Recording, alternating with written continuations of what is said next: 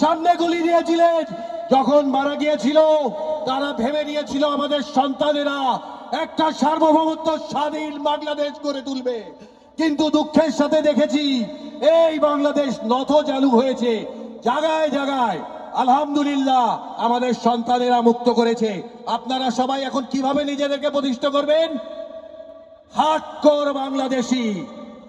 মনে থাকবে ভাই, আজকের তারিখ 46, ইনশাল্লাহ কালকে থেকে 16 আগস্ট দিয়ে তারিখটা শুরু হবে। আরেকটা কথা বলতে চাই, আপনি যে দেবতার পূজা করবেন সেই দেবতার মতোই তো হবেন, তাই না?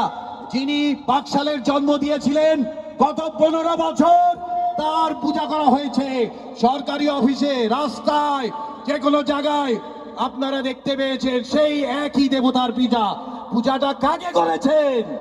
কাকে করেছেন? বাকশালের প্রতিষ্ঠার আগে আপনারা পূজা করেছেন। সেইটা থেকে বের হয়ে যান। আমাদের সন্তানেরা আমাদেরকে সেখান থেকে মুক্তি দিয়েছে, আপনারা সেটাকে ধরে রাখবেন। যদি কেউ বলতে চায় আমার জাতির জনক, উত্তর দেবেন বাকশালের জনক, ফাদার অফ বাকশাল। মনে থাকবে। এইটাই আমার বক্তব্য। জুলরেফকে আরো শক্তিশালী করব। আমরা একটা সার্বভৌমত্ব কমিশন গঠন করে যারা আমাদের গণতন্ত্র হত্যা সহ বিভিন্ন সার্বভৌমত্ব বিরোধী কার্যক্রমে লিপ্ত ছিল তাদেরকে সাজার মধ্যে আনবো, এমন সাজা দিব যেন ভবিষ্যতে এই বাংলাদেশ কারো রাহুর ভিতরে না যায়। আপনারা কি রাজি? অবশ্যই অবশ্যই।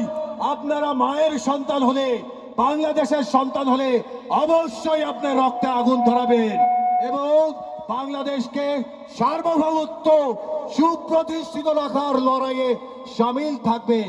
ধন্যবাদ।